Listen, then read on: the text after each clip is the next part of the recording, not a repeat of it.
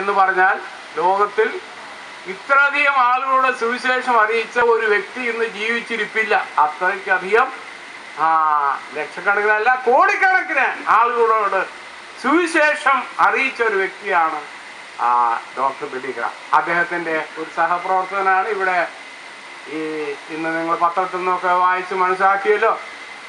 Railway സ്റ്റേഷനടുത്ത് ഉള്ള ഗ്രൗണ്ടിൽ നാളെ മുതൽ സുവിശേഷം പ്രസംഗിക്കുന്നത്. അപ്പോൾ ഇദ്ദേഹത്തിന് ഇപ്പോൾ 95 വയസ്സ്, ഈ ഡോക്ടർ ബില്ലി ഗ്രാമിന് 95 വയസ്സാകാറായി. അദ്ദേഹത്തോട് ഒരാൾ ചോദിച്ചിരുന്നു. അപ്പോൾ അദ്ദേഹത്തിന് പാർക്കിൻസൺസ് രോഗം എന്ന് പറയുന്ന രോഗം ബാധിച്ചിട്ടുണ്ട്, മറ്റു പല രോഗങ്ങളൊക്കെ ഉണ്ട്.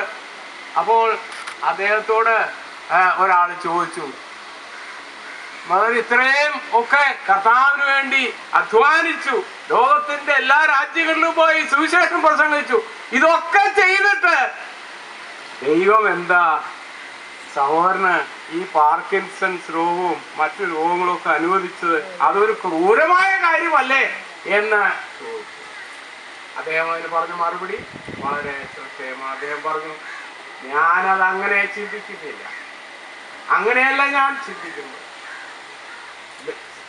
കഷ്ടപ്പാട് എന്ന് പറയുന്നത് ഈ ലോകത്തിൽ സർവ്വസാധാരണമായിട്ടുള്ള കാര്യമാണ്.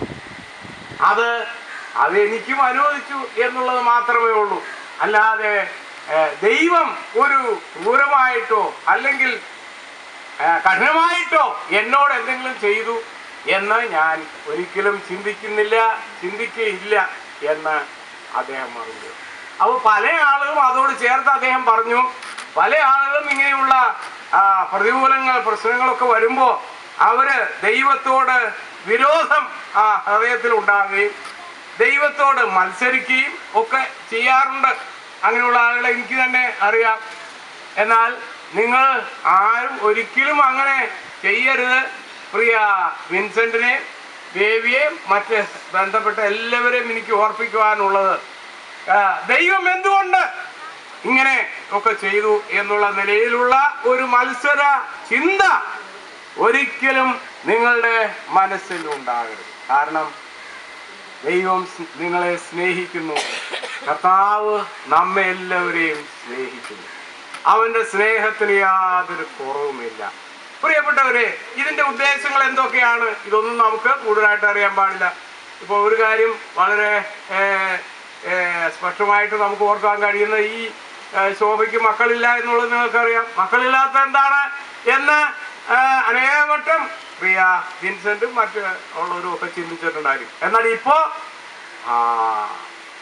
മനസ്സിലാക്കുന്നുണ്ട്, അയ്യോ അത് അങ്ങനെ ഇല്ലാതിരുന്ന് അതും നന്നായല്ലോ, ഇങ്ങനെയുള്ള സന്ദർഭത്തിൽ അതൊരു ആശ്വാസമാണല്ലോ എന്ന് നിങ്ങൾ ചിന്തിച്ച്.